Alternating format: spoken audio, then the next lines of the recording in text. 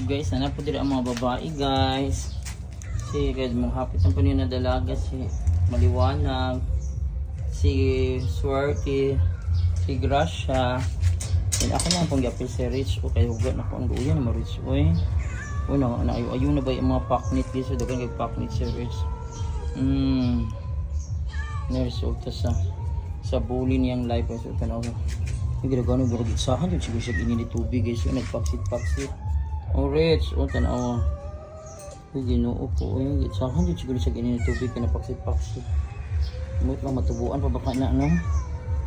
Hindi kaluoy karautan di sa owner niya siguro sa una no. Ilaba siya no klaro man jud sa ginili tubig ni. Pasok day kay siya atong time oy. No, ulat na lang na dali na Rich ay napod sa pikas nga guys kuya pagka sa ginili tubig kasakit ani. Kaluoy din mo Rich gidinha na lang ka Rich. Ano mga babae diri guys. Ang mga lalaki na lang nahulog bilin sulod kay pagdili ta mo daghan si Million dara po diri. So na sa Rodriguez na mas nay hangin diri fresh karon hangin na pod. So mo ni among evacuation area sa una diri kasi naglinog ya. Nakuan lang daw pa po sa hangin kay nahangin kusog kay nalupad ang atok. Por diri may atok atong naglinog sa Mindanao. Sumbako Kuya balik no. So ma-remember na ko kay makita kong linog sa Cebu. I-remember na ko nara jud mi siya mahadlok may mosulod sa balay. So mo ni guys Million na diri. Para makakita sila og kuan guys eh. Ang pamilya makakita sila og world outside diri oh. Naka fence lang. Ayan, so mo ni among whole area evacuation sa una old house na mo ni diri. Ayan. Hi Rich, o din na ka Rich. Feel na ko buntis siya.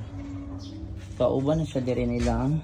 So mo na ning bag o lulakat. Salamat ani lulakat si lulakat jud ani ang nagpalit ani sila. So na diri sila kauban sila. Sige. So, enjoy your new place. Pagwapuhon pa nako ni puhon guys kung makadaog ko luto. Kay luto raman ang bigla ang kwarta gud niya makapagwapo ko aning balay sa ero. Ay ering. Kunin po na ko balay sa iro na ako at the same time sa pinto. Nga no. Kaya nga no guys. Para mapahimutan sila diri. Tapos arrange yun ako. Yan na din na nature diri. Pinana kay kong magsalig sa akong sweldo. Nag-yun. Just nagnahot siya ang akong sweldo. Sweldo na akong taon kaluoy. So yan. Enjoy your new place.